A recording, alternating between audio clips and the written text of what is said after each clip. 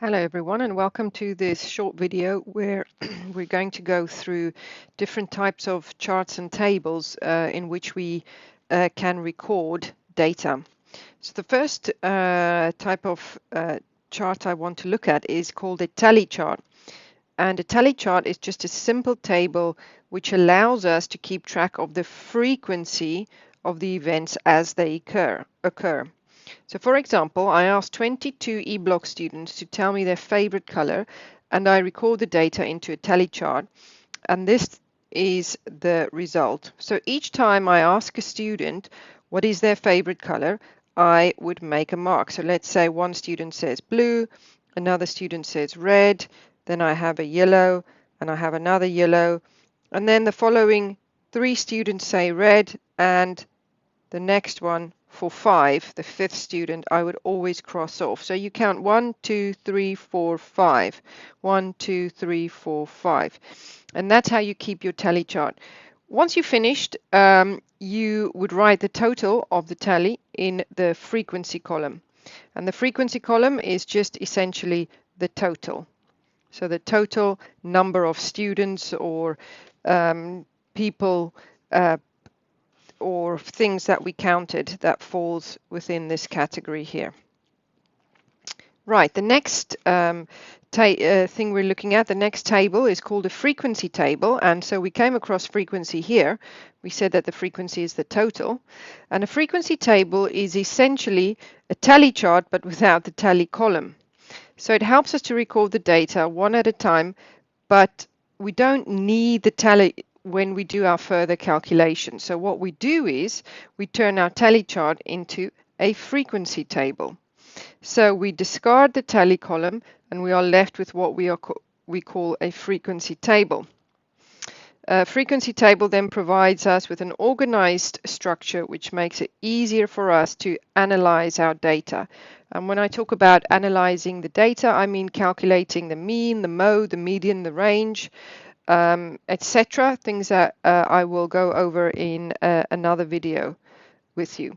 So here we go. I've turned the first example into a frequency table by just discarding this tally column. So I have my category that I'm looking at and the frequency there, which is the total.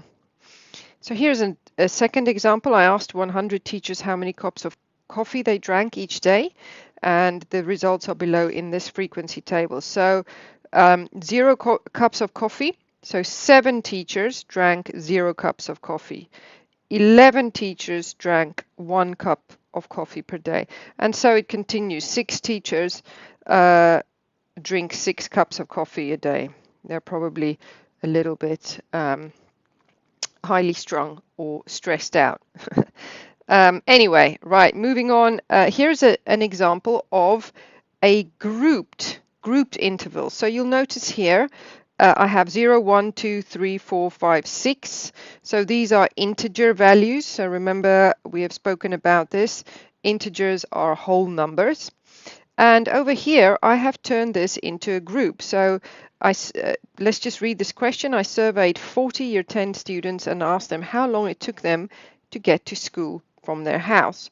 The table below shows some information about the results. So each category now, because time can be any value, it's called continuous data. It's called continuous. And this is an example of continuous data. It's not just an integer value. Time can be 7 minutes and 15 seconds. And I can get hundreds and thousands of a second as well. So what I do in this instance is I turn each category into an interval. An interval. And T represents the minutes. And so I said, okay, 2 students take between 0 and 10 minutes, including 10. Remember, this is less than or equal to 10, so it includes 10, to travel to school. The next interval is between 10 and 20, and it includes 20. And so I continue until I get to my final interval, 40 to 50. It does not include 40, but it does include 50. And so 6 students take between 40 and 50 minutes to travel to school. And this is a grouped group data. This is grouped data. Okay, we are putting them in intervals. And the reason for that being is we are working with continuous data, and continuous data can take any value. It's not just integer values. Okay, I hope that was useful. That's all I wanted to go through. Different types of tables, and we looked at a tally chart and a frequency table. We will use the frequency tables in the following video to solve problems on calculating averages, mean, median, mode, etc. As always, if you have any questions, please give a shout or put a comment in the comment box below.